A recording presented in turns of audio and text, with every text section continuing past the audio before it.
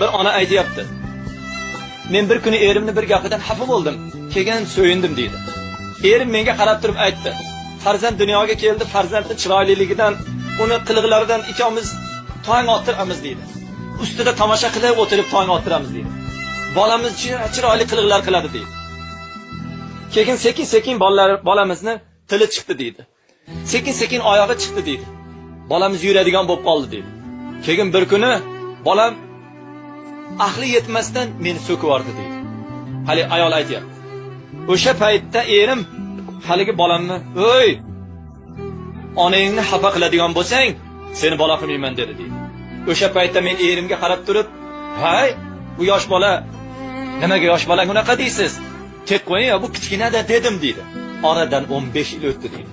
20 yoshga kirganda haligi bolam menga "Siz nimani bilasiz" deb chiqib ketdi deydi. O'shanda erimga bir qaradim, atrofimda boshqa himoyachi yo'q edi.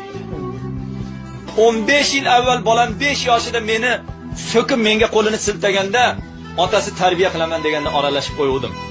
20 yoshda stolni urib turib, "Ey ona, siz nimani bilasiz" deb chiqib ketganda, atrofimda himoyachilik ko'rmay erimga shunday qarasam, yerga qarab turib, shunday dedi deydi. Qarang.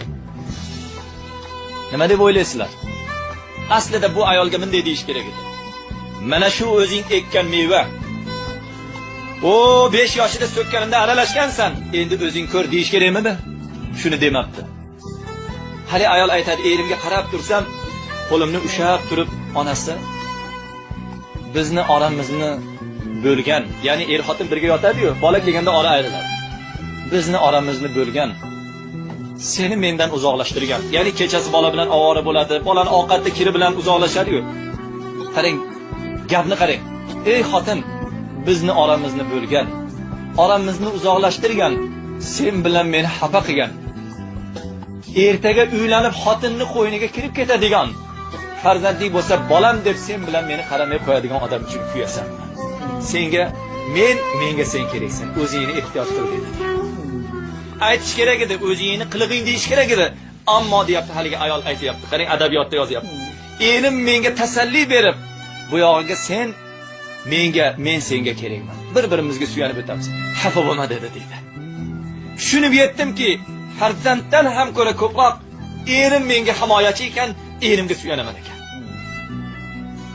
Ilohim farzandlarimiz noqobil bo'lmasin. Ilohim umid bilan tarbiya qilib o'stirgan qiz farzandlarimiz munosib joylarga turmushga chiqsin. Turmushda xorlanmasin.